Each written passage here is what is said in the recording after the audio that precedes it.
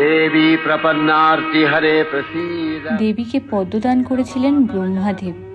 পদ্ম হল ব্রহ্মের বা জ্ঞানের প্রতীক। অর্ধস্ফুট পদ্ম মানব চেতনে আধ্যাত্মিক জ্ঞানের জাগরণ নির্দেশ করে। মা পার্বতী হলেন আদি শক্তির সর্বোচ্চ দেবী মহামায়া। আমরা জানি তিনি গৌরী বা উমা নামেও পরিচিত।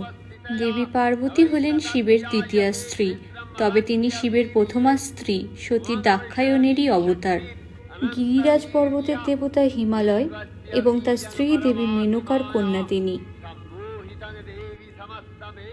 দেবী গঙ্গা হলেন পার্বতীর জ্যেষ্ঠ ভগিনী। আবার মহিষমর্দিনী রূপে মা পার্বতী সহস্রভুজা। কখনো তিনি দয়াময়ী, কখনো তিনি উগ্র। সকল দেবতার সম্মিলিত শক্তিতে দেবীর সৃষ্টি। সকল দেবতাই দেবীকে নানাবিধ অস্ত্র দান করেন, তাই দেবী দুর্গা সকলের চেয়ে শক্তিশালী। মা পার্বতীর রূপে আমাকে অলঙ্কার